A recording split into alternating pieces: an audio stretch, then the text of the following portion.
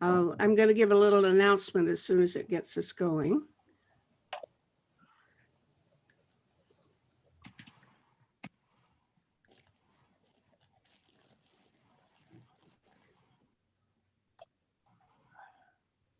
I'm going to give a little announcement as soon as it gets us going. All right. Okay, I think Adam, you think I'm live now? I can tell you in a moment. Hold on just a second, Peter. I'm doing something. I'll be right with you. Okay. Yep, you're live now. Everyone, we're live on YouTube. There is a 20-second delay between what is said here and what broadcasts on the channel. Please turn that thing down so we can't. I can't hear myself. Turn it way down. I don't want it off. My sound. I don't. Live now. Everyone, we're live on YouTube. Metta, you'll have to turn down the YouTube window on your computer. You have to turn off the sound. You have to turn it off. The sound's coming from your end. I have to be able to turn it off. I don't want it off. My sound. I have to turn it off. I can't hear myself. I can't think. You'll have to turn down the YouTube window on your computer. Turn off the sound. But the YouTube window's not open. Oh, I have to be. Hello. Yeah. I have to turn it off. All right. Now, how do I turn it off? Yeah, I've got it forward. Now, how do I turn the sound off? The YouTube window's not open. Play button. All right. Yeah. I have to turn it off. How do I turn it? No, so that's off. Okay. All right. Now let's see if we're okay. Sorry, folks. This is a totally new experience for me.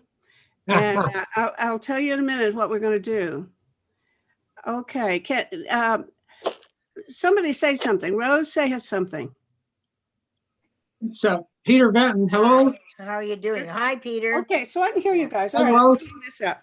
It means it's working. I think everything's fine, right? And you're in, Adam? Yeah. Adam's my technician. Okay, here's what we're doing, guys. In fact, I will tell everybody in the world who's listening on YouTube or whatever. We're going to do something different. Until now, I have just made once a month a talk show, a global town hall open to everybody in the world. And I made a recording of it on Zoom. And in fact, I'm going to start recording this now. Record this on the computer. And then I edit it, and every Monday night afterwards, I put it right up, which I will tomorrow night, put this up. However, the new thing is, it looks as if I learn how, I can have my very own television channel for peace and saving the world, okay? Very good. Things that we want to save the world from, 6 global threats. Because I already have the channel, and apparently I can run things there 24 hours a day if I want to. And I have 140 shows from past experience, which I can put up and schedule them to go around the clock. So anybody in the world who tunes in can see the shows that we are playing on my television channel. And in between, then I can put in new things. And I'm going to have a daily half-hour talk show with people who can call in on Zoom, and I'll record it every day, but it'll also go live. So anybody in the world who wants to call in can send in questions on YouTube, and Adam, if he sees a good one, will interrupt me by putting up his hand, and I will call on him, and he'll ask the question of the person or persons I'm talking with. So we can have a real conversation about serious global issues every weekday for half an hour. And then if other people want to have a half-hour show now and then on their own issues, I'll give them the opportunity. Okay? So if you got any voice going on in the background, please turn it off. It's interrupting me. Okay, you see that game plan? Isn't that spiffy? But somebody has something going on in the background, so please turn it off. Lynn Adamson, your computer has a noise or it's audio background there. Lynn, stop it. Okay, so that's the game plan. And this is the first time I've tried it. So the technology is brand new to me. And Adam here is my technician. And he's looking for things that will show up in the YouTube window, questions that people might ask. And if he sees a juicy one, he will call my attention to it and we'll talk about it. Okay. Where is this YouTube TV channel 24 hours a day? How does one find you? It's right now, you'd look it up as Metta Spencer, I think, right, Adam? But we're going to change the name of the channel to be more generic. So where do you look it up? On YouTube. You go to YouTube and you look up for Metta Spencer, and I think you'll find it. Although we're going to be making some changes to make it more accessible. So, okay. So if it's a good idea for when you're not going to be speaking, if you mute your thing, you're in the lower left-hand corner of your window, you'll see a microphone, and if you click it, you can mute it or unmute it. And if you want to speak, that's fine. We'll let you speak, but we'll take turns naturally. Anyway, so that's the game plan. Hey, do you guys like the idea? We'll have a worldwide peace network. Sounds great, Metta. All right. So welcome to everybody. I recognize some friends and I recognize some names that I don't know. So everybody is welcome here. Now, this is a day on the Sunday afternoon and the last Sunday of every month. We talk about whatever's on the mind of various activists around the world. So I see somebody, Alan Haber is here from Ann Arbor, Michigan, and I don't know where some of the other people are from, but most of you are right here in Toronto, except for A.B. Weisfeld, who's in Montreal. So welcome, everybody. Annalie Hedges is in Harlem, New York. Where are you? Harlem, New York. Hello. And your name is Anil? Annalie. Annalie Hedges, and I'm part of the GAMUP UN committee. Well, good. Why don't you tell us a little bit about what you do? This is a chance if people want to talk about what's on your mind, you've got to tell us about your current activities. Good time to do it is here. So Annalie, tell us all about your project. Well, I work with others of the United Nations non-governmental organization groups, like the religious NGOs and I happen to be a Catholic sister. So there's a group of us who are Catholic sisters and brothers and all that we call ourselves the RUN group. We run religious at the United Nations. Now, I've always challenged that name because there's so many other religious people at the United Nations. And I'm a card-carrying United Methodist woman for the second part as an ecumenical venture. And what we do quickly is during this COVID, we meet with our ambassador friends like this via Zoom, those that we've had established a relationship with, and there are just many of us. There's about 35 of us in the group from all around the world.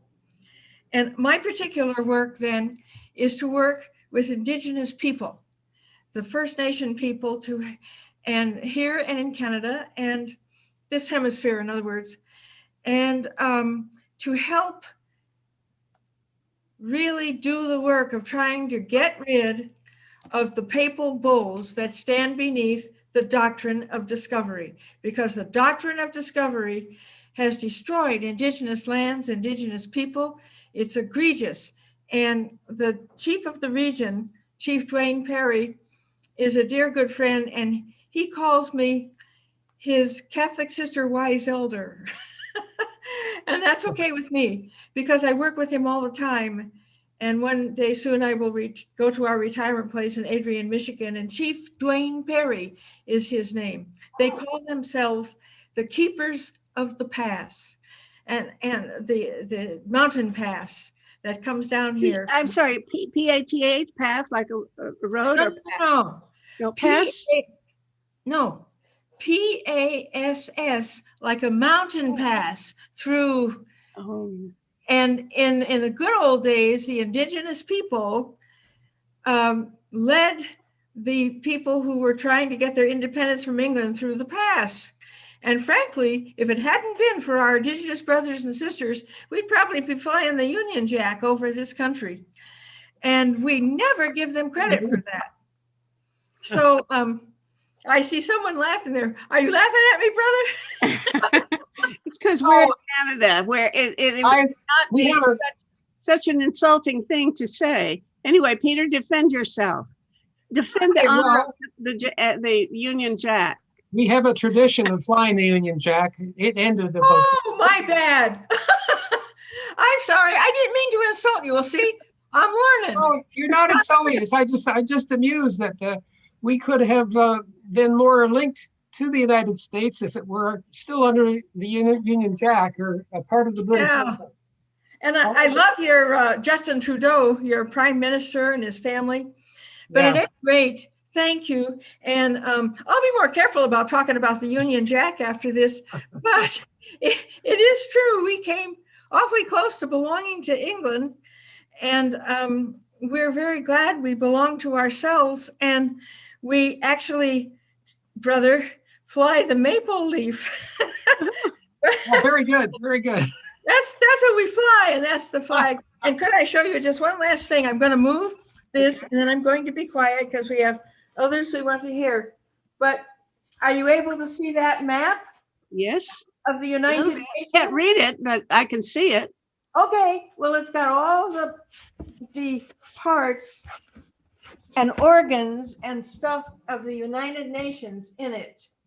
And I thought I'd put it up as a nod in the direction of the United Nations Committee. Oh, I see. So this, with that one chart, you can you can navigate through the United Nations and know the different agencies. That is correct. That is correct. It's a very valuable tool, and it comes little too.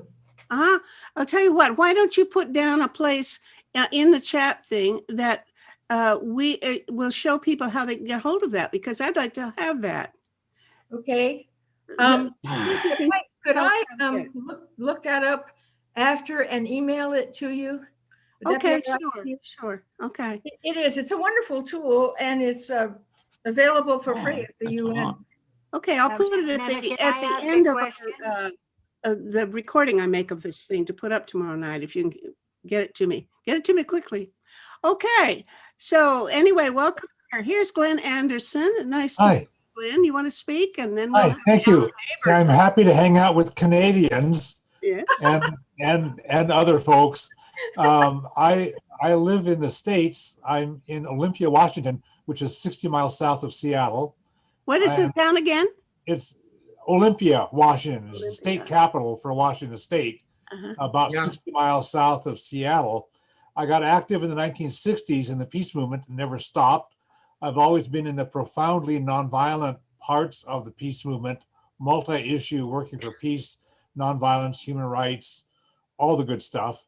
And I'm happy to connect with you folks here today. I also conduct free online workshops about nonviolent grassroots organizing to help people strengthen whatever movement they work on, whether it's environment, climate, changing how we do policing, whatever.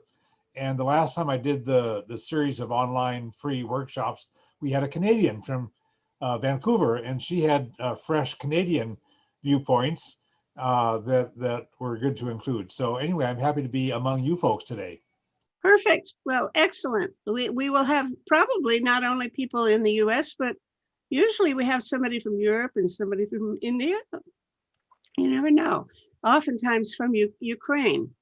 So welcome to you all. Now, I want to get back to Alan. We also have Alan was- shared with me Odile, my partner Odile Huguenot Haber from France.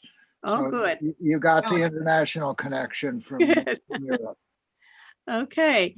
Odile, you want us to tell us what you're doing? And are you working together? We work together, but I am mostly right now involved with the Women International League for Peace and Freedom. And we're working against the wall system because there is the same companies building wall in Israel and Palestine and is building wall in Texas and along the southern border there. And Oh, it's a good. system of wall because they have many camps in which they put migrants in horrible conditions. They have 11,000 children caught in this system of camps. Oh, 11,000. Oh, my word. I'd heard that there are about 600 that they can't find the parents for. that's Yeah. right. Uh-huh. I want to introduce you, Adil, to somebody else who's working with Palestinians, and that's Abi Weisfeld. Abi, say hello to Odile. She's you both hang out in France quite a bit. Hello. Yes, I was in I France don't for. see a bee. Hello. Hello, Annabelle. J'étais en France pendant le confinement. I was in France during the confinement period and 2 months prior to that as well. Not voluntarily. I was on my way to Palestine, to Nablus, the city mountain that I usually live in and work in, with the popular resistance committees there. I'm a Jewish opposition spokesperson and writer. All my books are in the back here. And I've taken on the task of rebuilding the Jewish Bund movement, which was my mother's affiliation in Warsaw, Poland, before she was made a refugee, as was my father. Both my parents are survivors of the Holocaust, and my first language, in consequence, is Yiddish. But now I speak English and French as well.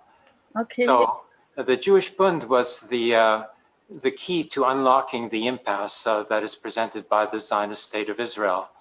And the Jewish Bundism was, of course, the Jewish socialist response to the Zionist movement in 1897, when the civil rights movement that was the Bund called for national cultural autonomy for national minorities in a federal system in opposition to the nation state paradigm that was initially proposed by Hegel. So it's an obsolete paradigm which is reproduced by the Your Zionist sound is movement. going off. Yes, So Odile? that's the basis of my work, is in opposition to the nation state constitutional format that the Zionist movement has instituted in Palestine and calls itself Israel, which is not really its a proper name. Thank you. Thank you for doing that. Okay, who else do we have here? Jim Haldeman, I don't know you, so let's have you introduce yourself. You have to unmute yourself, though. Yes, that does help. Lakewood, Colorado, suburb of Denver, Colorado. Primarily, I work with Rotary International, who is affiliated with the Institute for Economics and Peace, and we're making attempting to make strong inroads in communication on some peaceful techniques and but education. I have been involved very actively since 2002, when I was running around speaking anti-war at that time and studying. I've given several classes. My biggest goal is to help society understand that peace is far more practical than war, and to change the culture of attitude and the belief systems. When I go around and speak in groups, I first ask, is peace possible? And I will get 3 or 4 hands out of 30 or 40. So 10% of our society believe in what we do. So one of my goals is to change the attitude of society. Excellent. Well, you're not alone here. We've got another Rotarian. Here's Richard Denton. Richard, say hello to your partner here.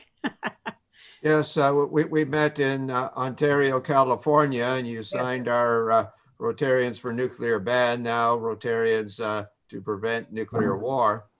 And so we're definitely working together. We had a meeting yesterday with our incoming RI president, Shekhar Metta, who's our going to be our main person next year. And he actually welcomed a discussion on nuclear weapons. So Rotary, that used to be an old stodgy men's group, is now going to have a woman leader, Jennifer Jones from Windsor, Ontario, Canada. And it's also changing in so many other ways. We now have a seventh area of focus, the environment, and hopefully, and we're also pushing to make inroads against nuclear weapons. So I'm optimistic. Fabulous. Okay, so let's see here. Who else now? I'm not going to call on anybody. You put your hand up. Who wants to speak next? My hand is up. Mike McNamee. You. Who are you? I can't see you. Michael McNamee. You know me very well. Oh, Mike, where's your thing? Okay. Yeah, go ahead and speak, Mike. Now I see you. Okay. Okay, good. I have, I wish you hadn't seen my hair. I'm trying to look like Einstein or David Suzuki. I got two issues, both to do with nuclear. One is, of course, nuclear weapons. And I have a theory that just declaring them illegal will not do much good. But we have to get a modified treaty, keep the one we have, and do a lot of work on that. But at the same time, concentrate on the idea of simultaneous, supervised, universal nuclear disarmament.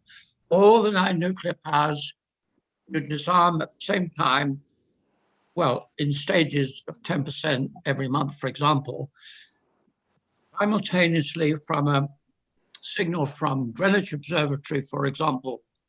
And it's not difficult. You just take out the plutonium core for the H-bomb. All arranged, prearranged, months and months to prepare it, engineers, scientists, inspectors watching it. Well, that's the thing. And without that, I don't think we'll ever get disarmament. Well, look here. We don't have to have this fight on here because, you know, other people agree with you who believe that you have both. And Yes, we have, right. of course, in Canada, and most of you will already know about it, the Canadians for Nuclear Weapons Convention, which is an organization that collected the signatures of how many thousand, somebody can remind me. Over 1,000. Over 1,000 members of the Order of Canada. And they presented a petition to Parliament, which both houses of Parliament approved, that calling for Canada to take the lead in trying to promote exactly what you're suggesting. Well, maybe not exactly, I don't know the details of what you're suggesting, but it would definitely involve a convention, which is a treaty, that would ban nuclear weapons, but also specify the conditions and timetable, et cetera, for eliminating them. Peter, do you want to speak to that? And maybe you can, you and Mike find that there's no dispute there, whatever. Yeah, right. Mike, I'm the treasurer at the Canadian Pugwash Group in Canada. Our mission is based on the Russell Einstein memo of 1957. It's a very interesting proposition you've got for the timing of the demise of nuclear weapons. I think Richard Denton is also a member of Canadian Pugwash Group now too. He's spoke a few minutes ago. Mm-hmm. Probably so. Yeah, and the Pugwash Group, we should say, is kind of the well, what do you call it? The legal responsibility, takes legal responsibility for the financing, et cetera, of this organization, the Canadians for Nuclear Weapons Convention, which is the group called I call them the Order of Canada group because that's the main project they have done. And they're a project of the Canadian Pugwash Group, and they're financed by Canadian Pugwash. And just this past week, there was an excellent talk show, a conference that they sponsored. And Richard Denton here, who's got his hand up, is a wonderful person to make notes. He took splendid notes about the speeches that were given there, and I bet he would share them with anybody who wants them. Wouldn't you, Richard? Put your I'd be happy to share. Just send me your email and you could just put that in the chat box and I'll be happy to share that. Also, Mike, I agree with you that in itself, the TPNW has limited ability, but I think because it makes nuclear weapons illegal, that will also curtail the manufacture of nuclear weapons. And I think, again, what we need to do is don't bank on the bomb, which is the ICANN program. Move the money is the Alan Ware's program. World Beyond War also has a divestment program as well. And I think by working together, we can exert financial pressure on the Boeings, the Northrop Grummons, Honeywell, etc., to cease their production. It's certainly going to take some time, but as more countries join on to the treaty, that will make nuclear weapons in those countries illegal. And so therefore that will put pressure on those types of companies to not manufacture. Mm-hmm. Richard, can I get your email address, Richard? Sure, I'll put it in the chat box. Yeah. Pardon? I'll put it in the chat box to Good. everybody. Yeah. I can't see the chat box at the moment. Well, Down at the bottom. Oh, yes, I at the can. Yeah. bottom, Okay. something about chat. It'll show Right, you. and I'll write it down. It'll show you to the right, a window. Hello, Glenn Anderson. What do you have? Hi, thank you. Yeah, I appreciate Richard. Here we are.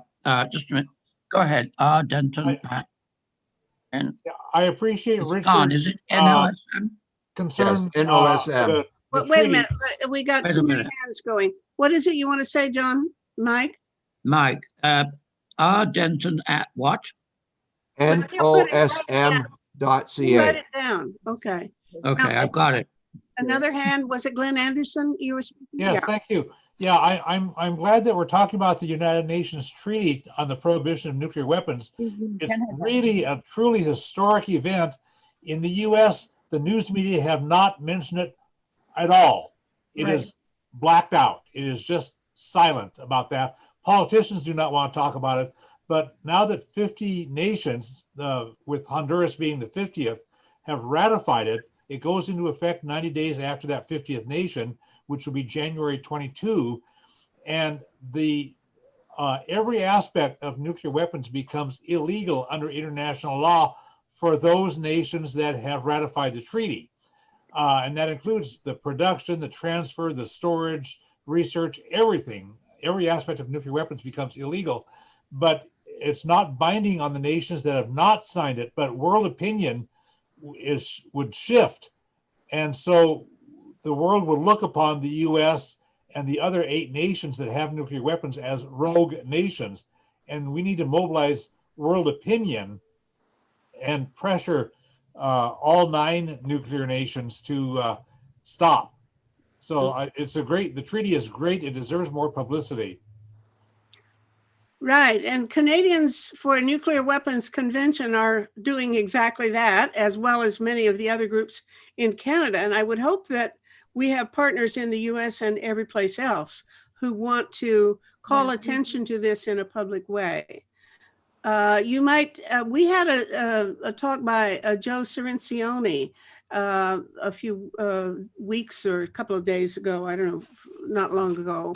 And he was pretty hopeful that there can be some progress with the Biden administration. But of course, they're not going to just quickly surrender their nuclear weapons. But there may be room for a little more progress in the new administration. Yes, Alan.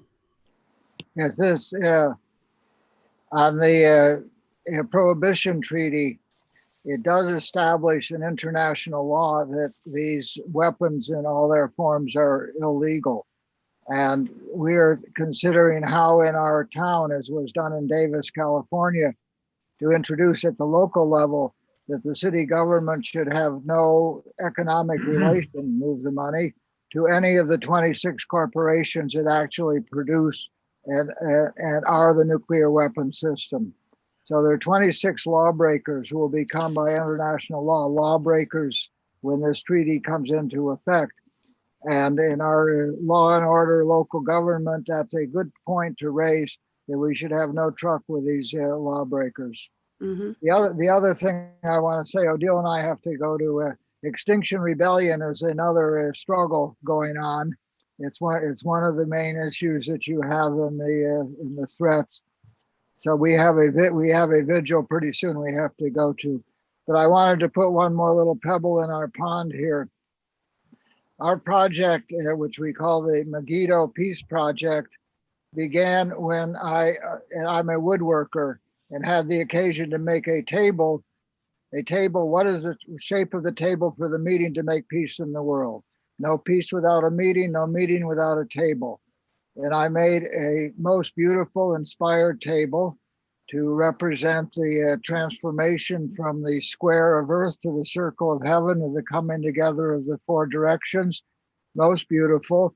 It served for a family for a generation, and then was the opening table at the Hague Appeal for Peace in 1999 in front of 10,000 activists from every peace organization in the world.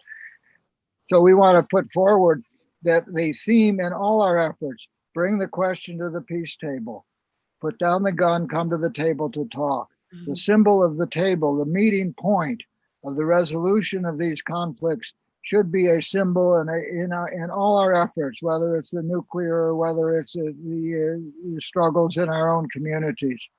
So I just wanted to put that in. We call it the Megiddo Peace Project, or it's peacetable.org. We should put that out there. It's a beautiful table, and I hope we can have further conversation about this. I love the idea, not only of the table, but of course the whole purpose of having a website now is so that we have a virtual table for everybody in the world that can get together and share ideas wherever we live on the web. And it's called tosavetheworld.ca. That's the name of our website. Yeah. So it's a meeting place as well.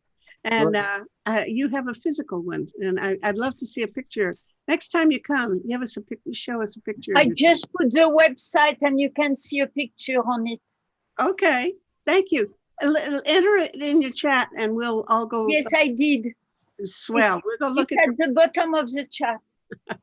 Good luck, and send our greetings to what's it?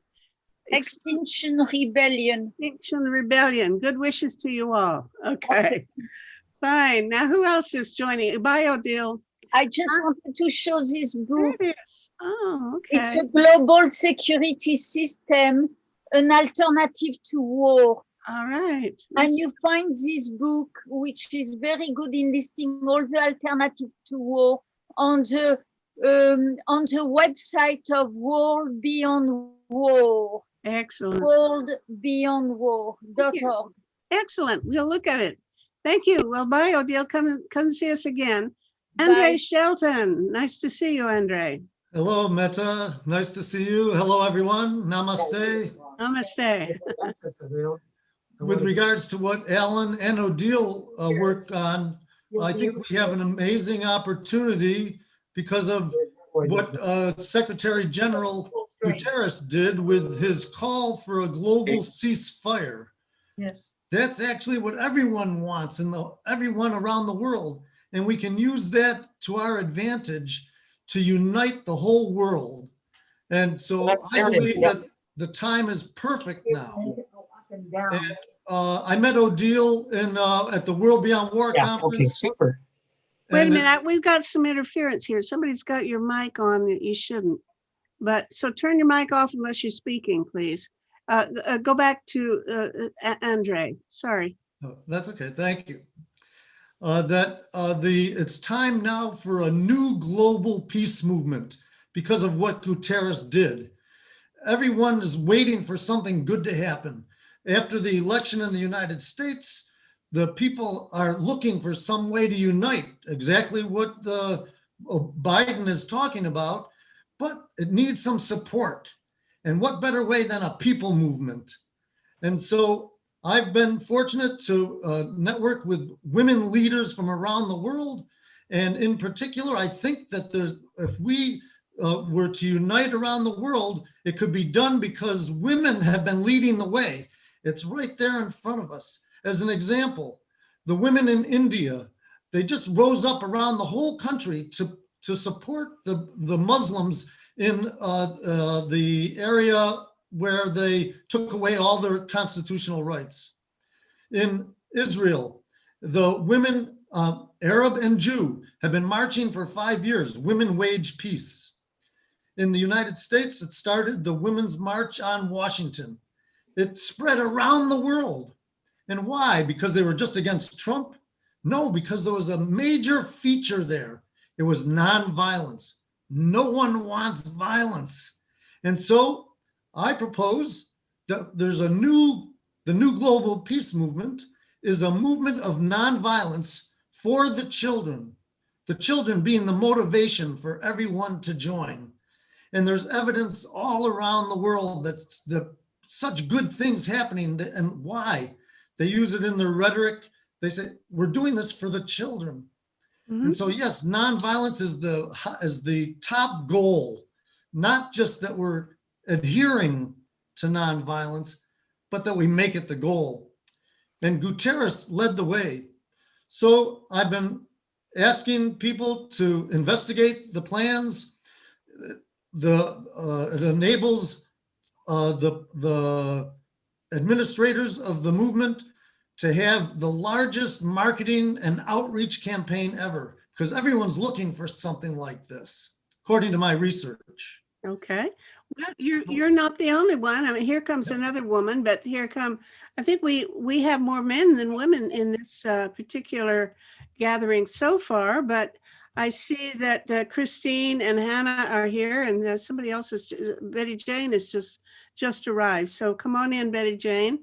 Would one of the women like to speak about the Rose Dyson is here?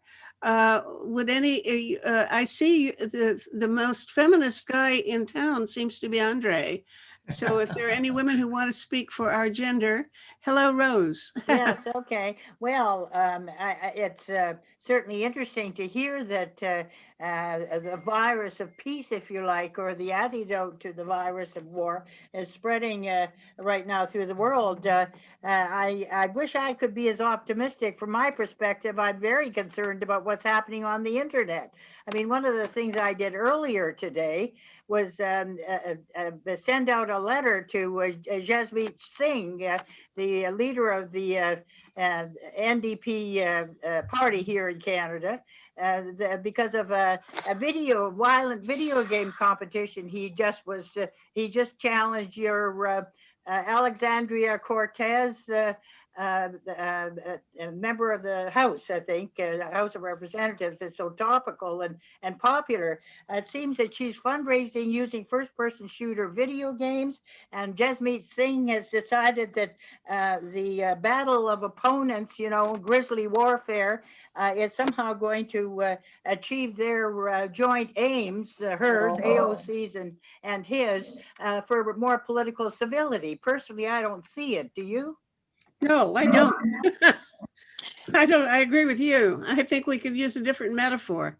I saw what you were referring to. You might want to follow up to that initiative of Jasmeet Singh's. I've got a letter circulating on the internet about it now that has been signed by about 10 people. Well, you can put something in the chat if you want, Rose, and maybe you can get some supporters from this group. Jim, okay, I'll try and do that. I'm not very good at that, but I'll give it a go.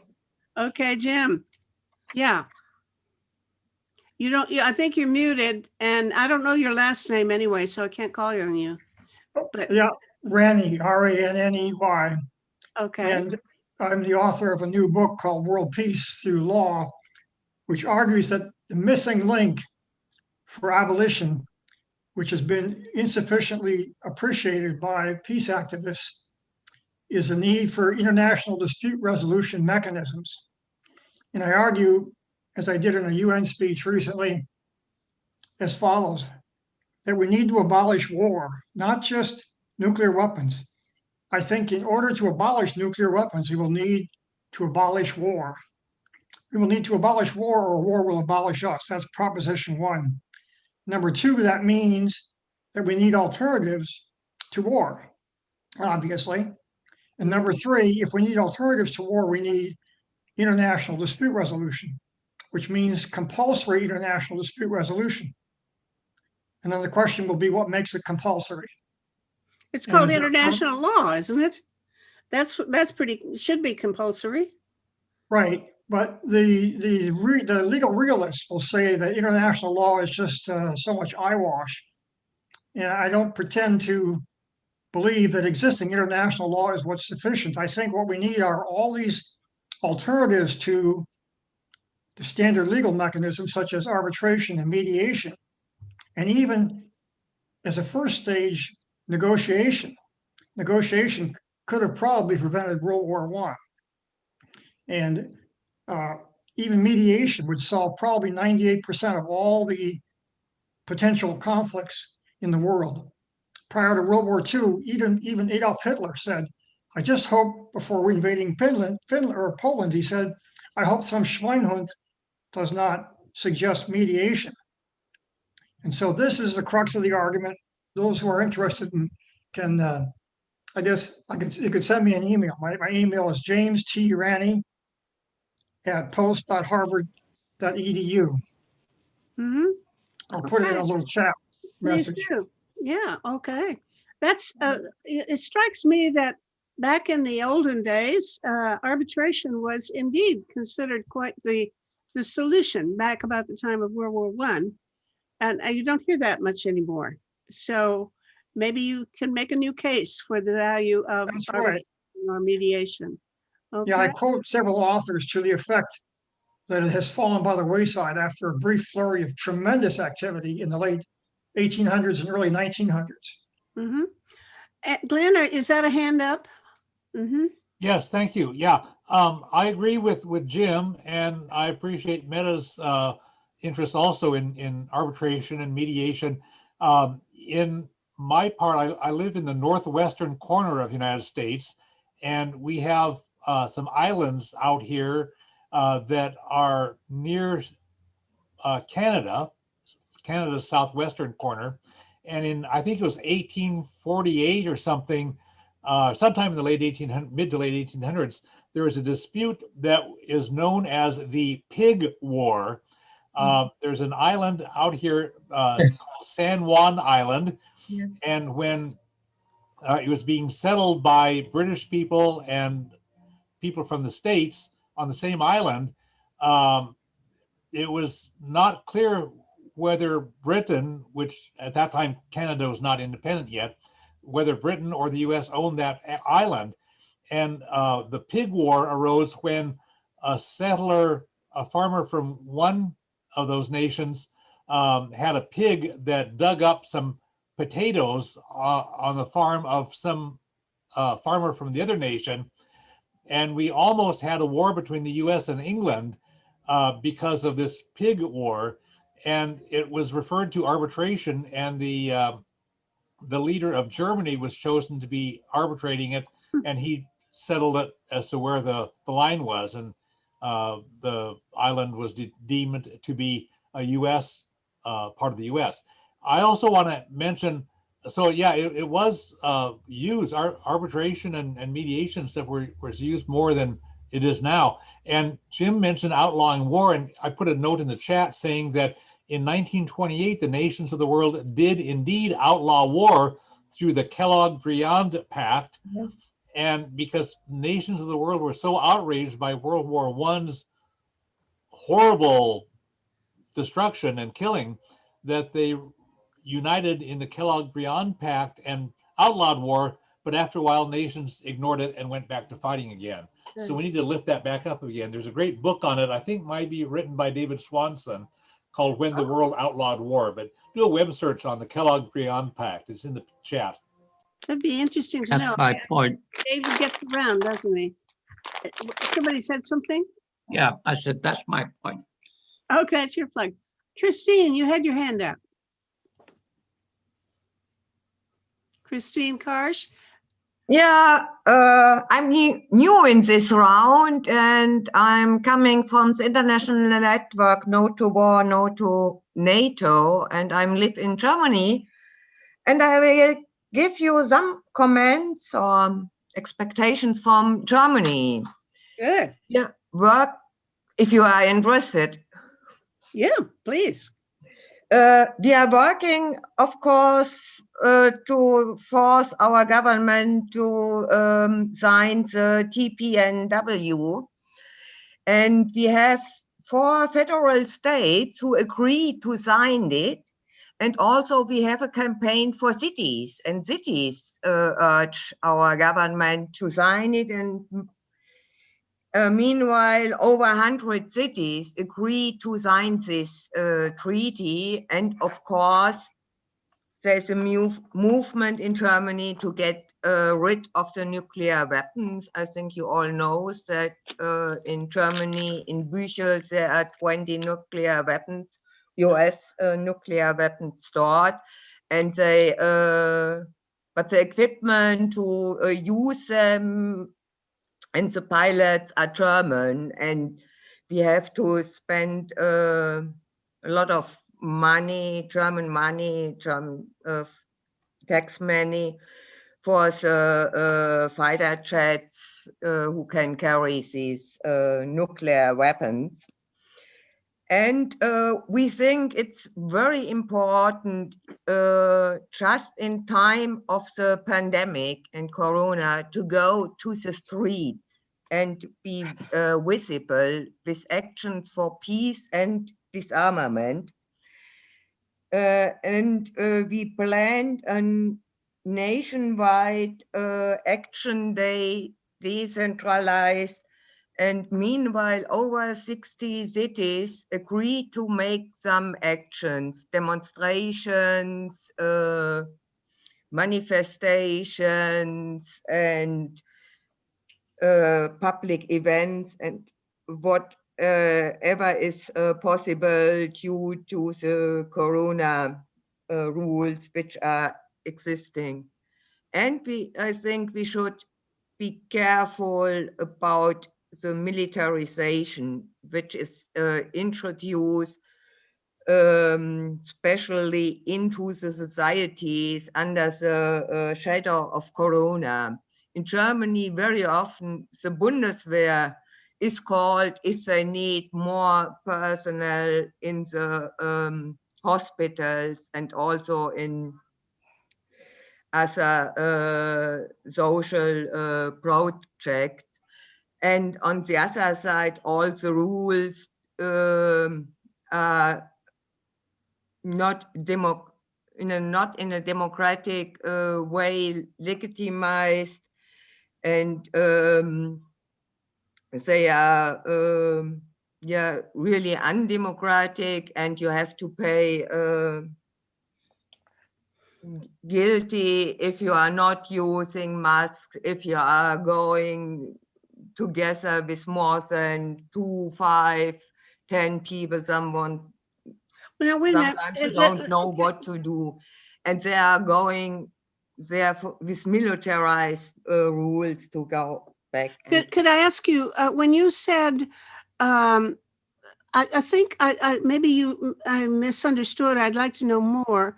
If they need personnel, if they're short of help in running hospitals or so on, you say this is militarization. Are they calling on the armed forces to come and step in and help with these jobs? Or in what sense is that militarization?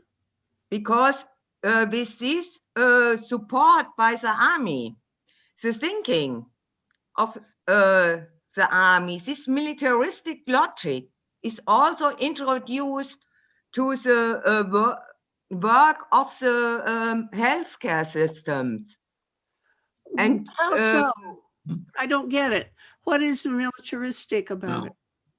Maybe that you have a chief who told you to do this and only to do this and not to think about all the consequences. And you have no chance to discuss what is now useful to you. This behavior goes into the society. Well, frankly, the military is going to be enforcing vaccination as well in Canada. Why couldn't they bring the military in to help, to continue help people in long-term care and retirement homes? I don't know. Wait a minute, who's speaking? I'm lost. Who's speaking now? I hear a woman's voice, but I don't know who's speaking. Something about who? It's Betty Jane. Oh, see, your face isn't showing, Betty Jane. Turn on your camera. No, I'm sorry, I don't know how to turn it on so that I can show you a video. I've been doing this for a while. Okay. Do you mean to say that you people on my Android that quarantines should be enforced? I hate to say that I'm a militarist, but I absolutely believe that we have to enforce the social isolation of people who are contagious or may very likely be. I see two hands. I know that I interrupted Christine. I'll get back to you in 1 second. Quickly, Mike, you can interject, and then Alan, and then I want to go back. Very quickly. The lady from Germany was talking about nuclear weapons there. A lot of these weapons are probably going to be moved to Poland, a lot closer to Russia, thus scaring the pants off the Russians, if I may put it rather crudely. Thank you. Okay, Alan. I just wanted to say, Odile and I have to go off. We're off to Extinction Rebellion. I'm very glad to be part of this. I hope we can continue. I'll print out the chat. I'll leave my machine on so I can get more of the chat. Yes. Excellent. We have to be together to save the world, and the time is short.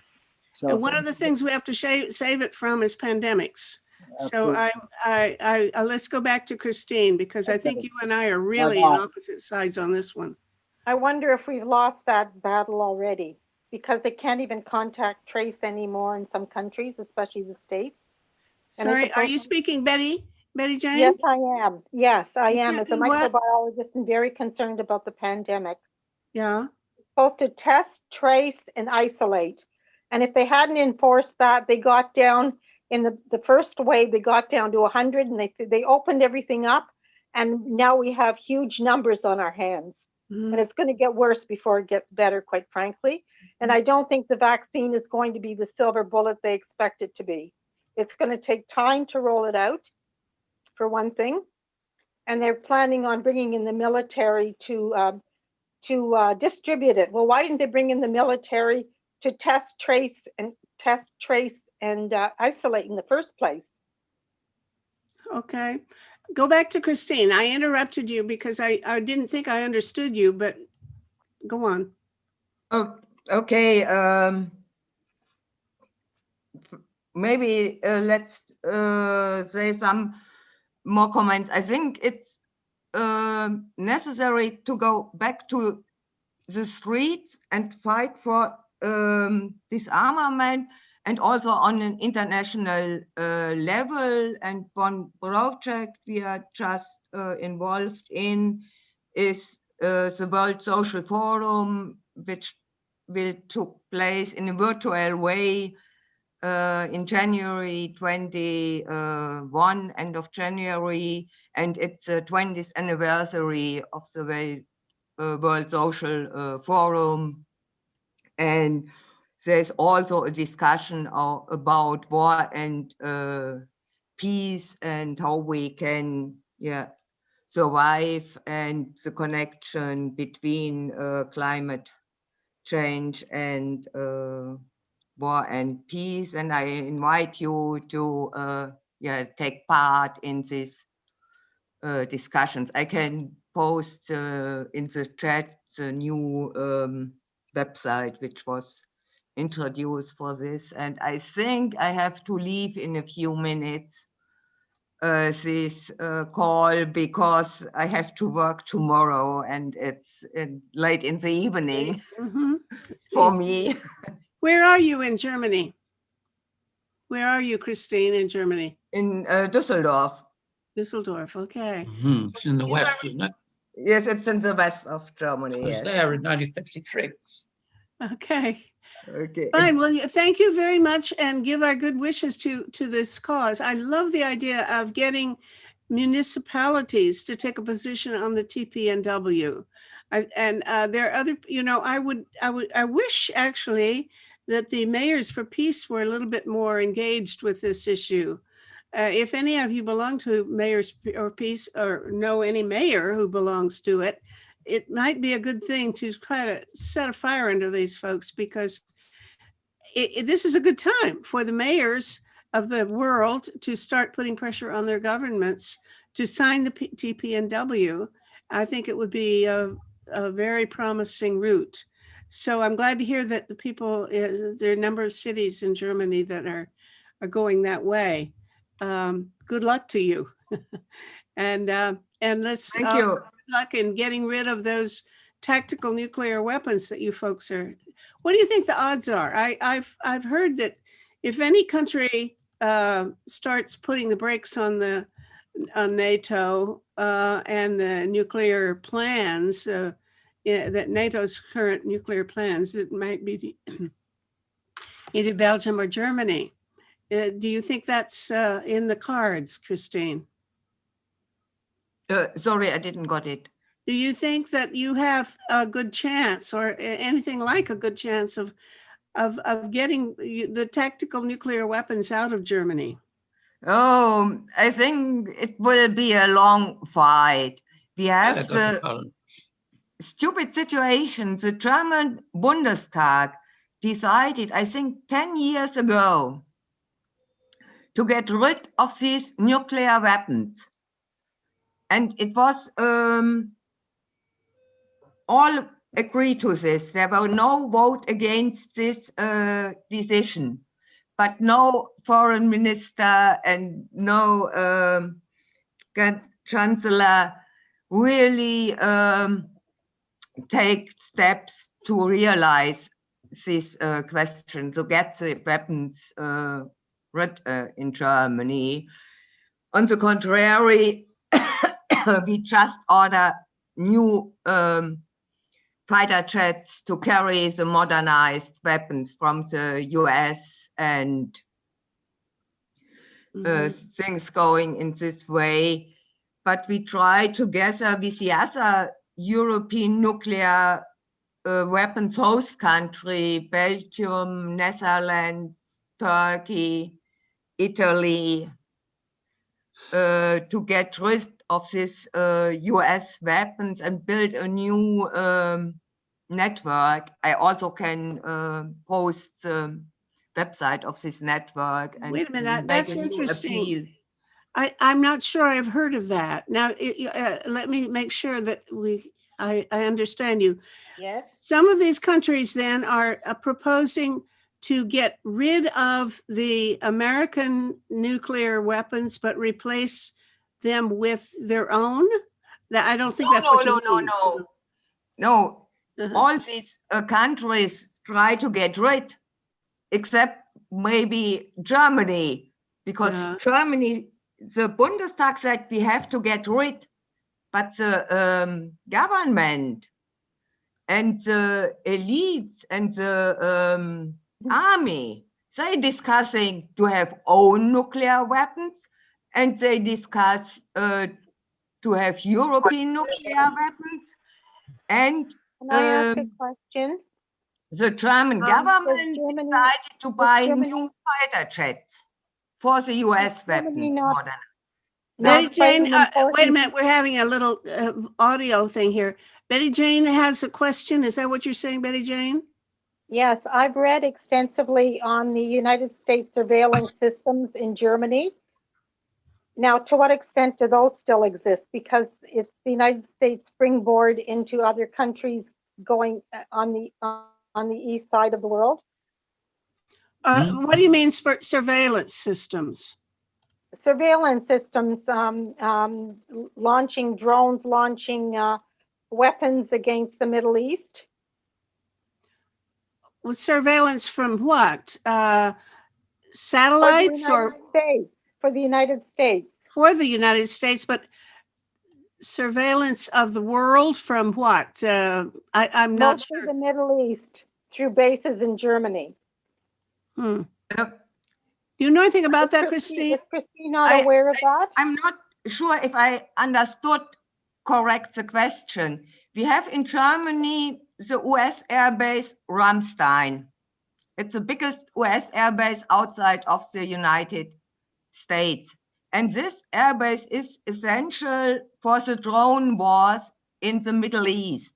Because all the signals for the drone pilots, from the drone pilots to the drones, has to go through Ramstein to this relay station. And therefore, if we get rid of the US military bases in Germany, we also there is no possibility to fight these drone wars like they did it today. But the US is still looking for alternatives because I don't know if they don't trust Germany, that they can stay there forever, or what else, or if they need a backup. They try to build up the same relay station in Sicilia. It's called Nomuos, to have a backup if Ramstein isn't once. You say in Sicily? Not working. In Sicily, yes. Huh. Okay. But actually, it's Ramstein, and we had also tried to get a legal cause to stop this drone war via Ramstein, and or how do you call the court of the federal state level said the German government really has to take care that there is no human rights violence via this airbase Ramstein. But now the highest court in Leipzig decided it's enough that the German government asked the US government if they are doing only legal actions from Ramstein, and the US always said this is all legal. Our drone wars, why should it be illegal? And therefore, yes, the drone wars will go on. What is it, Betty Jane? Fighting against these airbase and against drone wars. Is that what, Betty Jane, is that what you were referring to? Well, I had read a book about the bases of the United States in Germany and how they're using it to leapfrog into the Middle East. And there are lives lost for sure. And as far as weapons of mass destruction, the states, including Bush and Cheney, had their own war against Iraq by lying to people and saying that they had weapons of mass destruction, which they didn't. Okay, thank you very much, Christine and Betty Jane. That's certainly nothing I know enough about to. I'm learning from you. Appreciate that. Somebody else who hasn't spoken, Hannah, you haven't said a word. Do you want to take the floor? Yeah, thank you, Metta. Well, I put into the chat out of respect for the time element right now, and encouraging people to look up the Voice of Women website. We're also on Facebook and other social media platforms. And this year is Voice of Women's 60th anniversary. And the Voice of Women remains committed and holds campaigns and encourages the government to sign the treaty. We work closely with other groups, and more importantly, no to NATO, no to the purchase of billion-dollar jets, not only for the expenditures, but for the impact on the environment. And so we are feeling very optimistic because of the earlier conversation that you were having, which we've had as well, and are sending letters in the interior where I live in the province of BC. We have the Southern Interior Peace Coalition, and it's a group which includes the Okanagan Valley, the West and East Kootenays, and we have several peace and social justice groups. We are actually sending letters of thank you to the 50 countries that have signed on, and sending letters to those that haven't signed on, and including our own government that haven't signed the treaty. So I really appreciated the strong sense of folks on this on the meeting here about working together and also strengthening the peace movement. And that is where hope lies for the 2021. So thank you. Okay, and I should say that you are the chair now of the Canadian Voice of Women for Peace. Is that right? I am a co-chair with Lynn Adamson. With Lynn Adamson, who was here a while ago, and I could there was some voice audio problem, and I think she went away. But at any rate, thank you very much. Thank you. Thank you. BC from Ontario, and we have a newcomer here with the name Ram, which I always think is probably means you're an Indian. Are you Ram? Are you calling from India? Ram, I don't see. Well, okay, so I can't see his face or hear his voice, so we have to. Yes, Annalie. Annalie Hedges from Harlem, USA. You know, a number of years ago, the United Nations, UNESCO, had a wonderful school in Stadtschleining, Austria. I spent a whole summer there, and it was about conflict resolution, and it was training teams that were always on airplanes on the runway to go anywhere in the world to resolve conflicts. And I'm wondering if UNESCO still has that school in Stadtschleining, Austria. It was absolutely no. I don't think so. I was actually on the committee that met there to write the Constitution and the first curriculum for the University of Peace there at Stadtschleining. Yes. So I was in on the ground floor right early, but about must be 8 or 9 years ago now, they closed it down. And I'm sorry about that. There's anything left there at all. It was a wonderful place. Yes, it was. It was a wonderful summer, and I learned so much. Castle at the top of a mountain. Wonderful.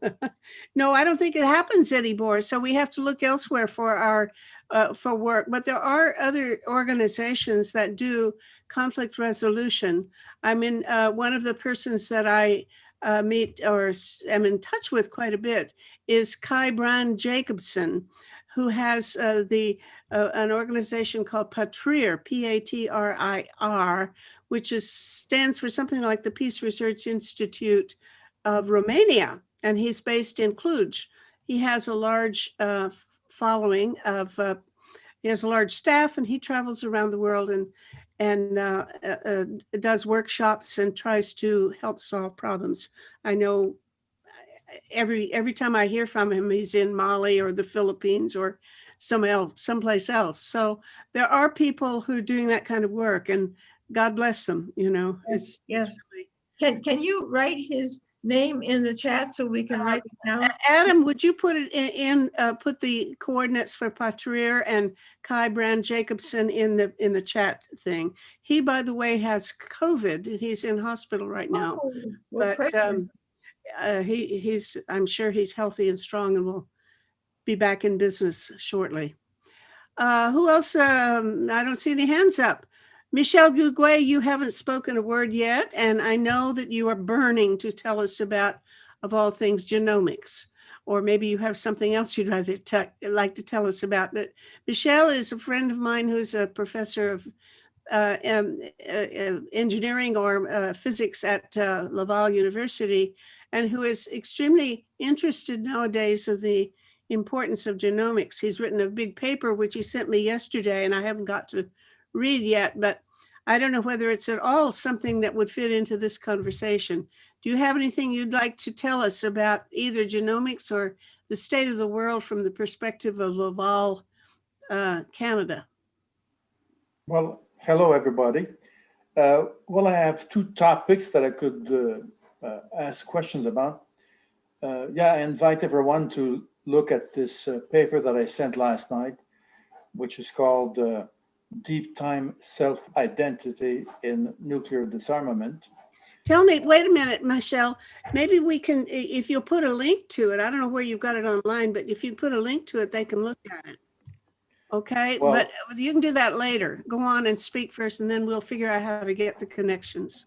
Yeah, well, the idea is that, you know, in the 20th century, the science of physics was pushed very far in the direction of destruction of human life.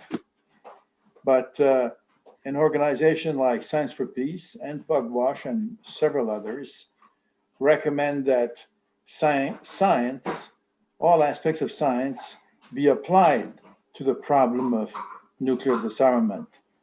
Now, an important area of science at the moment is genetics and genomics. We're having success now in fighting the virus because within 8 months, the scientific community has been able to devise several vaccines against this virus. So this is an example of the tremendous importance that genomics and genetics are playing today for medical care and fighting pandemics. Now, the second point is more of a question that I have that came up in writing this paper that I just published last night. It's apparently the paper by Doug Roach, where he discovered that the Trudeau government is no longer completely opposed to the TPNW.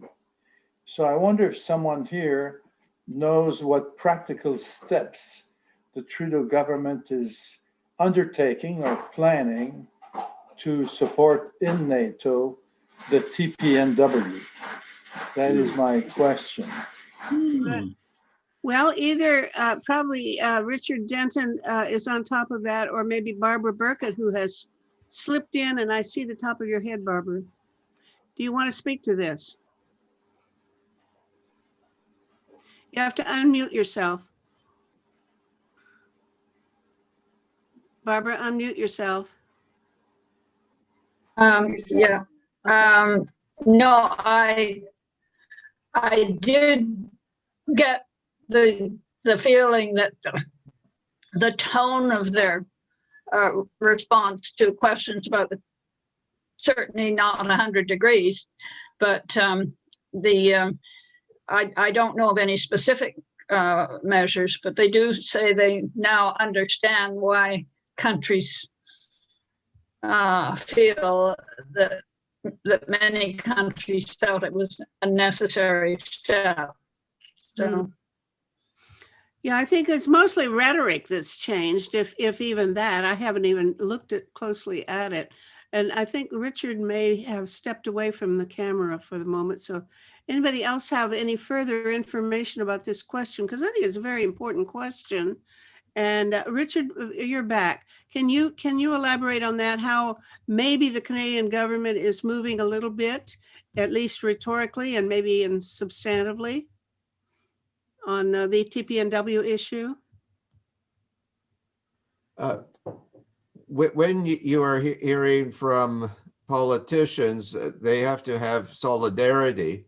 And so they always give the party line, whether it's our government or in representatives of NATO. But behind closed doors, then you do have discussion. And now that the Treaty on the Prohibition of Nuclear Weapons is ratified, I think we are now starting to see that. So, well, no, you don't. We haven't ratified it, so. Well, Canada has not, but correct. But the 50 states, and it will become international law on the 22nd of January. So Bob Ray, who's our new ambassador to the UN, has started to signal some movement of loosening up on the rhetoric. Before, Canada was promoting the Fissile Material Cutoff Treaty, and there's been no real movement on that. And also it has been pushing, of course, the NPT and says that it has to stay in NATO. But Canada got rid of its Genie and Beaumark missiles back in the 80s and stayed in NATO. Greece has sent their nuclear weapons back to the US and stayed in NATO. And so it's certainly possible for NATO countries to sign the Treaty on the Prohibition of Nuclear Weapons and still stay in NATO. Now, if it's one of the 5 countries like Belgium, Netherlands, Germany, Italy, and Turkey, they would then need to get rid of their nuclear weapons. In terms of the other NATO countries, they would just, if they signed, then they would not participate in anything having to do with nuclear weapons. But it's possible for them to sign. And the treaty has 2 processes. One is you get rid of your nuclear weapons and then sign. And the second is you sign and then work towards getting rid of your nuclear weapons or that policy. So it's certainly possible for NATO countries to sign the treaty, stay in NATO, and then work to get rid of nuclear weapons. Mm-hmm. Thank you. Okay. Who else? Let's see. I want to see who else. Yes, Mike. 3 words. Trump has gone. Hmm? Yay! Trump has gone. Therefore, we can do a lot more good things. I thought you said Trump has gone like he's left the White House, but I don't think he's gone that far. No, he'll be gone in a few weeks. My brother has said when Trump has gone, Trudeau will liberate Mrs. Meng. He's afraid to do it until Trump is gone. We'll see what happens. Okay. I'll keep it. Let's all cross our fingers together. I can. All right. Good. Who else wants to speak? Metta, you do have 2 new people in the chat. One is Dr. Charles David Tauber, and there's also a David S. that has Yes, I recently see joined. David S., who looks sort of familiar, but I don't know whether I actually know you, David. Who are you? And unmute yourself and give us a word or 2. Hi, everyone. I'm David Stoney, and I've been away from the nuclear issue for some time. I lived for, 30 years in Augusta, Georgia, right up the road from the so-called bomb plant, which is the Santa River site where they were making plutonium, and was pretty active in anti-nuclear activities back in the 80s, really, for me. I've become more interested in climate change lately. But I just thought I'd drop in and see what y'all were talking about. Well, I want to know what you folks are talking about in Georgia, because I keep getting about 50 emails a day saying support these 2 fellows who are running, and I'm certain I sent some money, but I don't know what more I can do to help the senators get elected, the Democratic senators, because that sounds like it's going to make the difference, a world of difference. If you get those two Democratic seats in the Senate, it's going to give the Biden a lot more chance to do some good things. Tell us how it's going. What do you think is the likely outcome? No question about that. I've moved away from Augusta in 2002.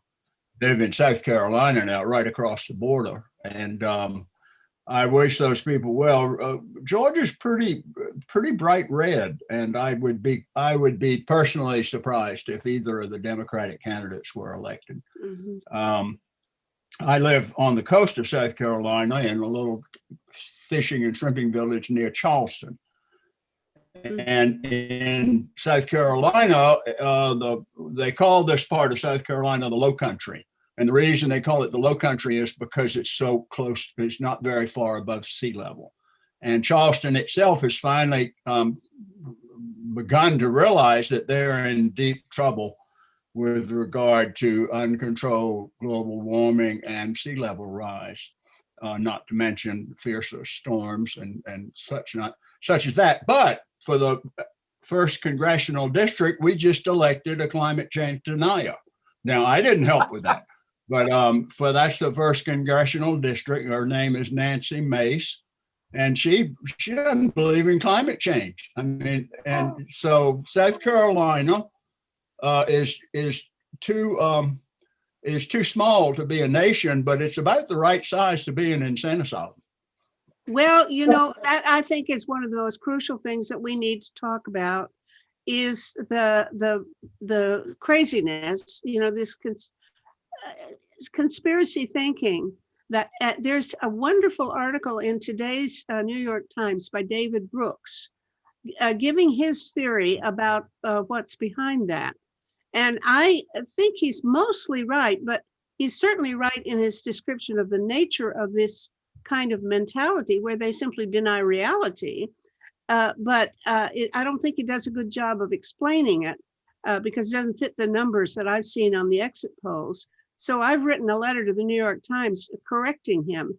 I think the odds are not very good that I'll get printed, but at any rate, I recommend those of you who have access to the Sunday Times to have a look at David Brooks's article, because I think it's so crucial to try to figure out why half the world is going insane. And that's almost the only thing I can call it is real denial of reality in a whole bunch of ways. This QAnon thing being one of them. Yes, Mike, you've got your hand up again. Yes, talk about Charleston and the tides coming up. Does anybody remember the story of King Canute? He was one of the last kings before the conquest. Anybody know? You a historian, weren't you, Metta? No. Yes, I do. Yes, he tried to make the sea stop. Well, he himself didn't believe it. His courtiers told him, you know, you're such a great man that you can go onto the beach and the tide will not come up above your feet. And he said, okay, let's try it. So he went down with his throne, sat there, and the tide came up and his feet were covered up. He said, look, you see, the rest of my case. So tell this lady about King Canute, whoever you are, David. Okay, Annalee. Thank you. I learned something from physicists and from Thomas Berry when he was alive and from my indigenous chief. They all teach me. And one thing I've learned is to share with you, and I invite you to always speak in positive terms. I just heard someone say, well, I don't hold out much hope for this or that or the other.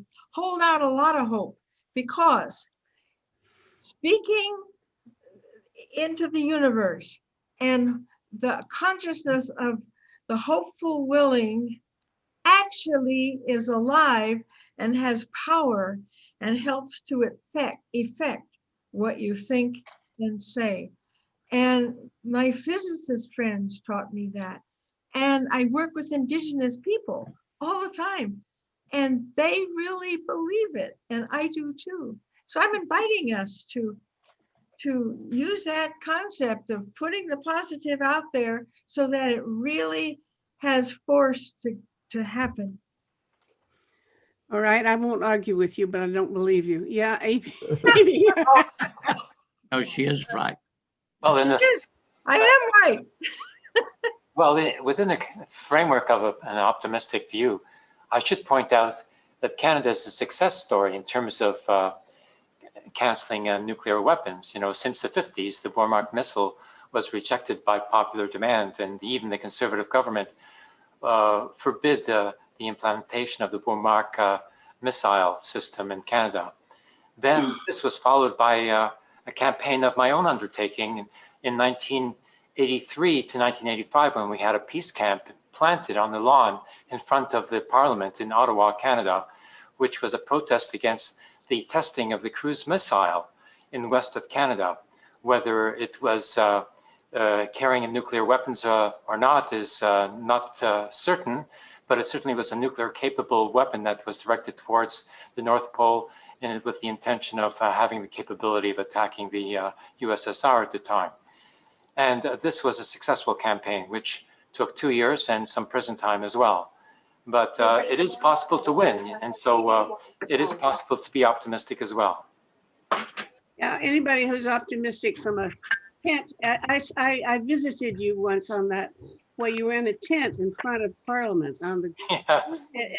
in the night, and it was very, very cold, and you stuck your head out of the tent window to say hello to me. So I salute you for your courage, but I did not join you in the tent. Anyway, who else wants to speak? You can. You got your hand up. Burkett and Sheldon both have their hands up. Who? Or Andre. Oh, Andre and yeah, Dr. actually, Burkett I both need have to their hands. call on Charles Tauber first, right? Oh, yes, okay. It's Barbara Burkett, and I'm going to get a glass of water, so you continue. Charles. Well, here it's a pretty bad situation. Several things. Abraham Weisfeld, Weisfeld. Sorry, somebody's speaking and I can't hear. Somebody. Okay. Yeah. It's Metta. Okay, I'll just wait a moment. Ask Betty to turn off her, to mute herself. I thought I was muted.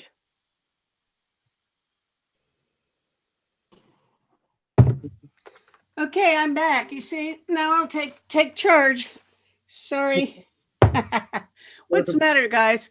Betty Jane, if you're muted, that's good. And Charles, continue, please. Okay. Yeah, as I say, it's pretty bad here. In Vukovar, right? Vukovar. I'm in Vukovar in Croatia, in eastern Croatia. And they just started a new lockdown yesterday, which will continue until the 21st of December at least. The migrant situation is absolutely awful. Croatia has been brought in front of the European Human Rights Commission for mistreatment and for the pushbacks and for the abuse that they're doing. In Serbia, it's pretty bad. Bosnia is absolutely awful. By the way, we're coming up in these, we've already had the 25th anniversary of the end of the war in Croatia. That was the Erdut Agreement. And on the 12th of December, we're having the 25th anniversary of Dayton. Nothing has been done in terms of the psychological state of people in all of those 25 years. And by the way, I have been here for all of that time. So we're kind of freaking a little bit.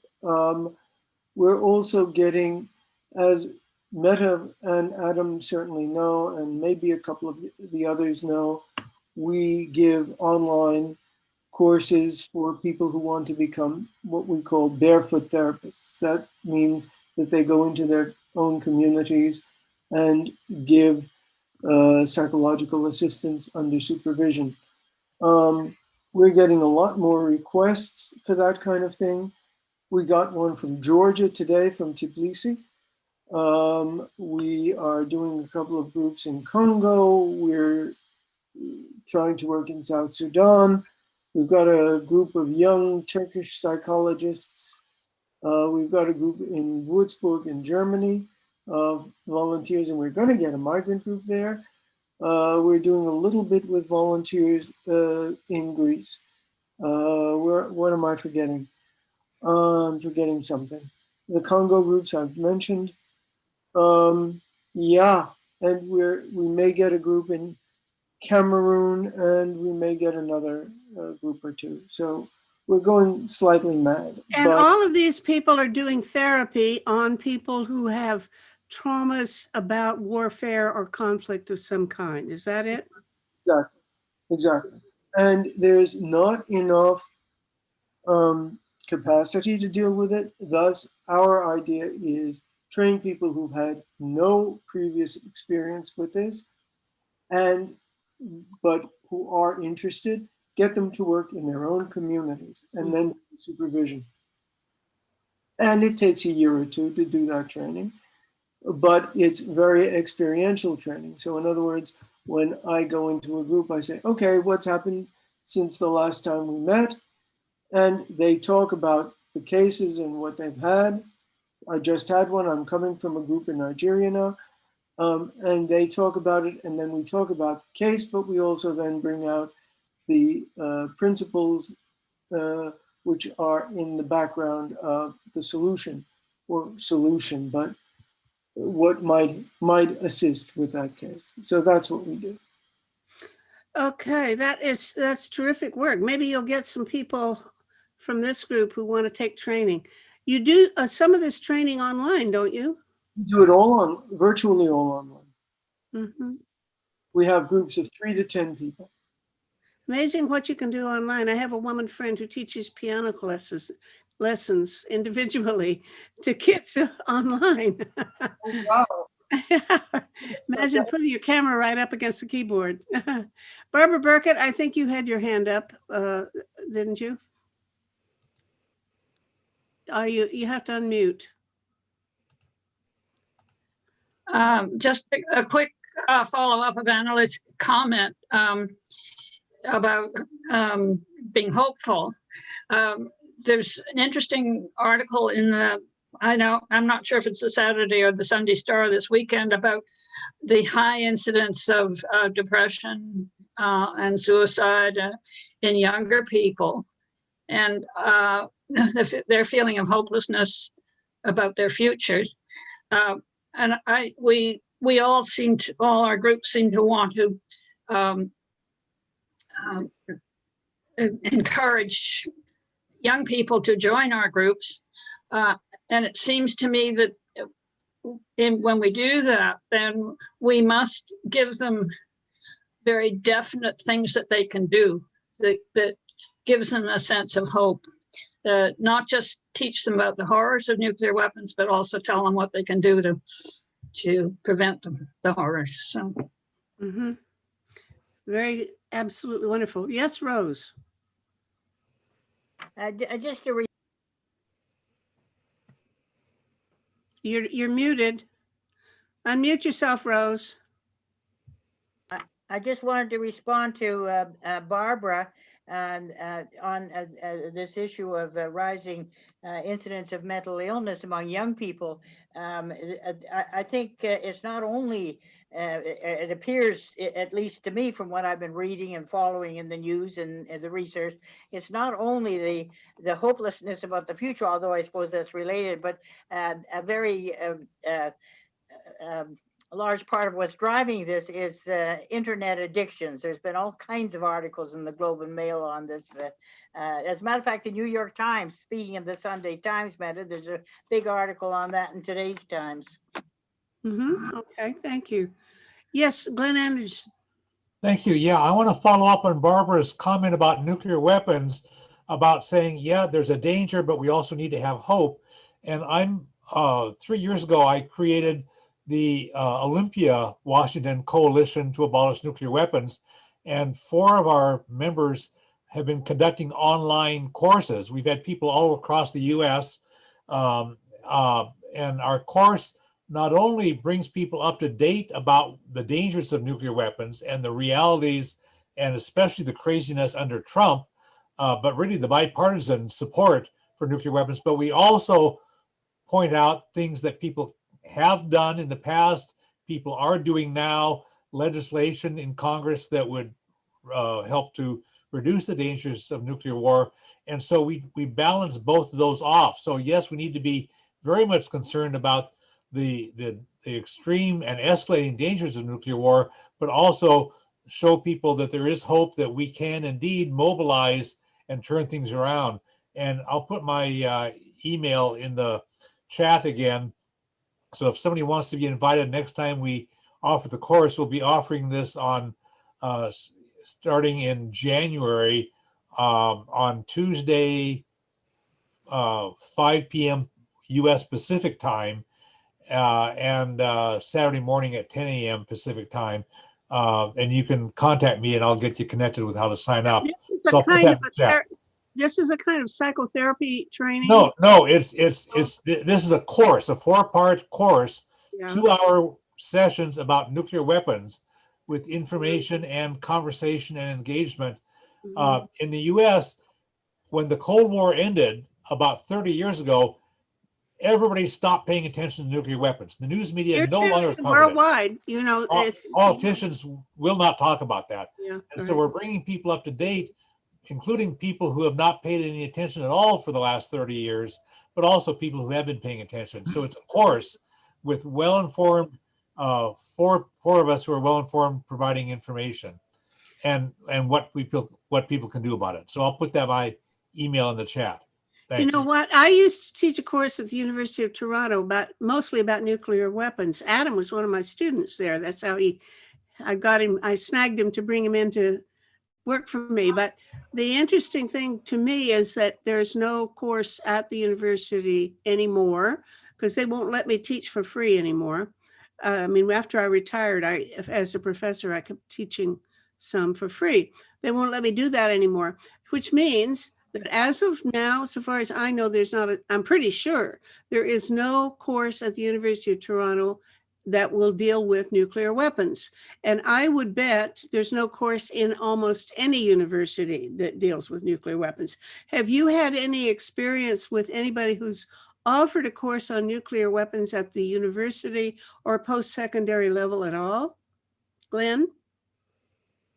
Yeah, we actually have linked up with Antioch University. The last time we conducted the course, we linked up through Antioch University, and they publicized it through their national network of people.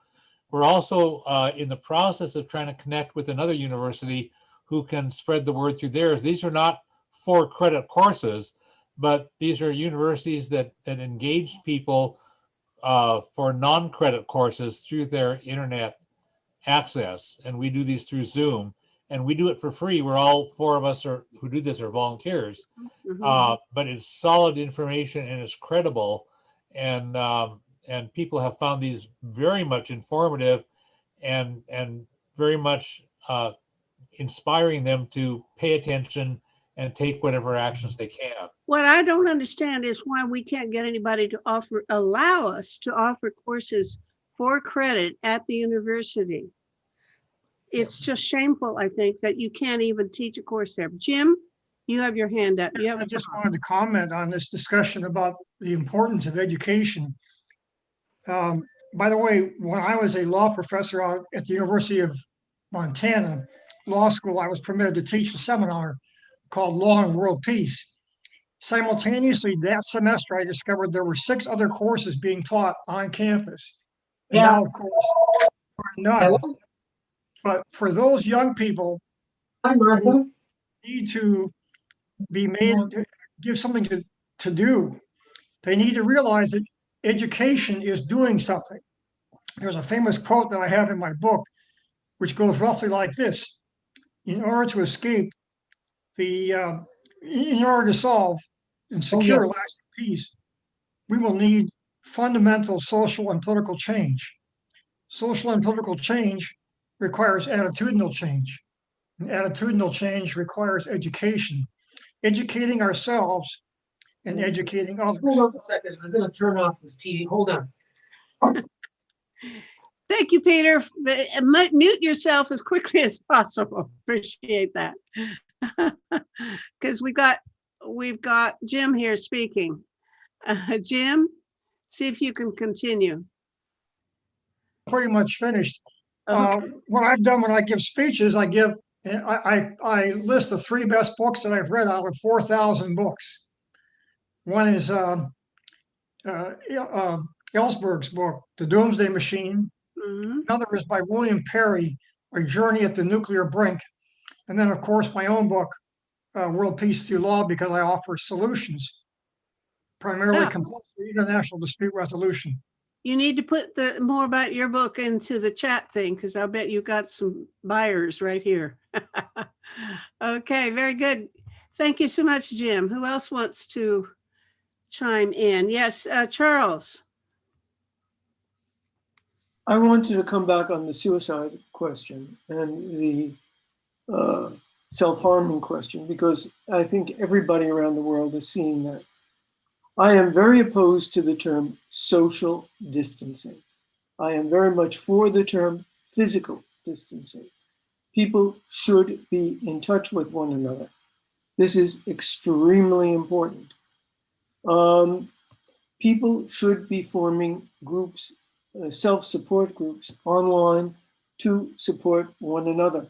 Extremely important, and to talk about it. People should get a purpose in life and have something to do during the lockdowns and when they're unemployed. This is extremely important. We're going to come out with a podcast about this, I guess, in about 2 weeks or 3 weeks, something like that. But again, anybody who's interested in this kind of thing, please contact us. We have we're working with a group on suicide prevention called Lifeline in Zagreb. And we're working with them to do these kinds of things. These kinds of lines, these kinds of talk lines are very important. Talk, please, everybody. Vent. I cannot emphasize the importance of it. Indeed. Okay. Now we have a pause. I don't see any hands. Yeah, Andre, and then Michelle. Okay, Andre. Hello. Yes, I'd like to go back to Secretary General Guterres. He started the global ceasefire because of COVID, because he wanted to stop military spending so that we could spend the money on COVID. But really what he was saying was profound, because stopping war or a ceasefire affects all issues. And therefore, we have an opportunity to unite. And if we don't unite, we're in big trouble. And I'll use Guterres's words. He was interviewed on CNN by Fareed Zakaria. And he said, if we don't unite, we're doomed. And so that's why I'm here today, is to say, yes, what everyone's talking about here is fantastic. And we need, and all those elements are the makeup of a movement. But we need one thing to unite us. And Gandhi said, bow to all, despise none. It was a song that he sang when he was a boy.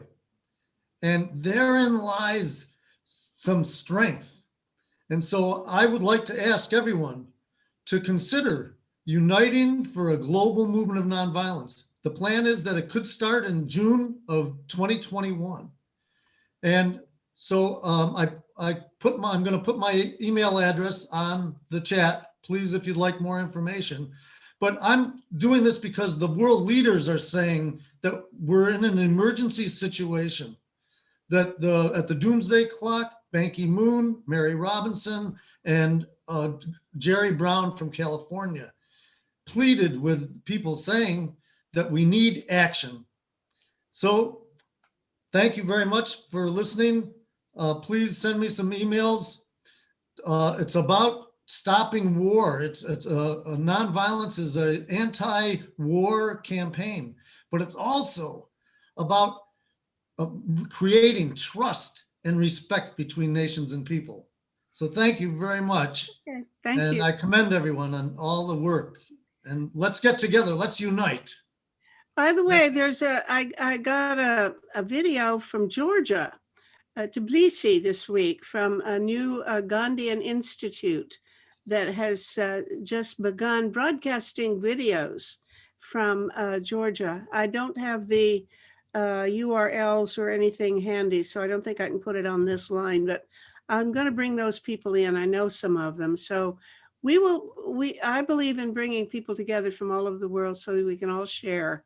This is going to be a meeting place for all of you. If you didn't hear my initial announcement, I want to let you know that what we're going to be doing shortly is every noontime from 12:30 to 1 every day, weekday, I'm going to have a show like this where people from anywhere in the world can call in and talk about 6 global threats. It's not just peace issues in the usual sense of the word, but it includes global warming, famine, pandemics, cyber risks, and nuclear contamination, radioactive contamination. So we have a lot of other problems that we need to solve. And this is going to be a meeting place where we can discuss it. So you can, if you don't get your word in edgewise on one of these talk shows, you can post your point of view any place, anytime on our website, which is called tosavetheworld.ca. Adam, please post that again on the chat so people will always remember our website. That's really important. Michelle, you've been patient waiting for me to call on you. Yes, sir. Well, Metta, first of all, I want to express the fact that I am tremendously impressed by what you've put up. This idea of having your own television channel active practically all the time. That's fantastic. It really is. So I congratulate you. Thank you. And to everybody, I would say that, in fact, we are now part of Collective Intelligence, our group, which is connected to many other groups in the world. We're part of Collective Intelligence. Now, when you look at the physical sciences and the life sciences, you realize that these scientists who work together to fight the COVID, for example, well, it's fantastic what they've done. Instead of taking 8 years to develop a vaccine, in 8 months, they have developed several vaccines. So this is the power of collective intelligence. So I congratulate all of you. I have to leave now because my wife is preparing something, but thank you very much for enrolling me into it, Metta. Appreciate it. Great. All right. We'll see you again, Michelle. Okay. Bye-bye. Good. All right. So while I'm at it, I might as well say that one of the things I'm going to be looking for will be curators, people who want to take responsibility for sort of monitoring the material on our website. If you're interested and you have a special expertise and you're willing to put in an hour or 2 a week, just monitoring what people put up and taking down anything vulgar or something, somebody puts up rude things, we have to take it down. But mostly we just leave things up and let people say about whatever they want to share, articles they've come across or ideas of their own. Yes, David, did you have your hand up? And I think I just put it down. Where are you, David? Right here. Metta, thank you for this meeting. I wish I had joined you sooner. There is a wonderful web meeting going on every weekday from 11 a.m. to 12:30 p.m. Eastern Standard Time called Humanity Rising. And if you haven't looked into that, you really should. It's a great way, by the way, it's a great group of people, meets every day during the week, talks about various issues that particularly the need for major changes in the nature of our societies and the nature of the global system, if you will. And I highly recommend it. It's sponsored by Ubiquity University. Jim Garrison is a kind of moderator for that. And I'm going to put on the link right now on the. Perfect. Good. Well, I see we need, we're and not if you want to check out their agenda, you can go to that link. And that'll give you the agenda. It's free. Anybody can sign up, and they're folks are very interested in reconnect, helping people become more grounded. That's part of our issue, I think, with the conspiracy theories and so forth. People are no longer grounded, no longer feel even comfortable in their own skins in the contemporary world, and so it's a lot of talk. Anyway, it's a great group, highly recommended. And I see that your group is going to start meeting at noon. Eastern Standard Time, Metta. I don't. This is a brainstorm that occurred to me that night before last. So we really haven't got very far with all of this, but this is definitely something that I think may even start this week. I might Might even do it tomorrow, but I'm not, you know, this will take a while to get going, but you can always check in with the same URL that you use for this. I'll use that every time, and just keep it on hand. And at 12:30, check. I think I'm only going to do it half an hour a day, but 5 days a week. And then on the last Sunday, continuing to do this on the last Sunday of every month for 2 hours, as we're doing now. But this is just a you know, notion of mine at the moment, but I see no reason why it can't be done, because we're doing it sort of right now. This is live, and anybody who happens to come be on YouTube and come across it can see it. They can't speak the way you are unless they come in through the Zoom connection. But they can. I heard about this meeting through Humanity Rising, as a matter of fact. Did you? Well, good for them. I don't even know. Participants passed on the links and everything. Well, thank you. It would be. I don't think they've done a session on nuclear issues per se. And Jim Garrison is always looking for people who are willing to come on and do an hour-and-a-half presentation on nuclear issues, and certainly the issue of nuclear weapons and their dangerousness and the long-term effects of nuclear radiation. Indeed, are certainly issues that would be appropriate. So if you have any interest in maybe setting up a session on Humanity Rising to talk about perhaps some of the same things you've talked about today, please feel free to email me. I put my email on there, and I'll be happy to hear from you. Anderson, it looks to me like you are the perfect guy to introduce to David here. Yeah, well, exactly that, aren't you? Yeah, I appreciate all the connections among all the people here. This is amazing stuff. Since February of 1987, I have been producing and hosting 1-hour TV interviews, and the most recent 3 years worth of them I posted to my blog, and I put the link in the chat here for my blog site. It's the TV programs part of my blog, and I've done programs about nuclear weapons. The November and December programs are about how to depolarize American society. I have some very smart, savvy, compassionate guests with practical things. I did a program about international humanitarian law. We've done all kinds of stuff about grassroots organizing and all kinds of issues that we care about, nuclear weapons and everything else. So do check those out. And I'm also happy to have anybody else copy any links and post them to your own websites, or share them any way you can. I've done about 400 of those TV interviews since February of 1987. Well, good for you. I thought I was a champion at having done 140, but if you've done 400, you really got me beat.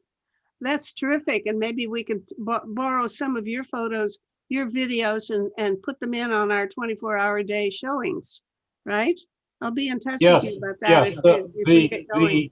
Right. The most recent, the ones from starting in January of 2018 are on the TV programs part of my blog, and also on the respective issue topics, climate or economics or whatever. And before that, a number of them, the previous decade or so, are not on the TV programs part, but on the different issue parts, like nuclear weapons or Middle East or whatever. But you'll see stuff there on the blog. So look at the interview at the TV programs part for the most recent 3 years worth of them, and on the different issue categories, the various issues that you care about, economics. Okay, well now you've put this here, haven't you? You've put your links here, and I appreciate very much the link to Rising, Humanity Rising, is it? That's wonderful. Nice to be in touch with people doing the same thing that I didn't even know about. Bless your hearts. Okay, so now let's see. Was there some reason for me to call on Hannah?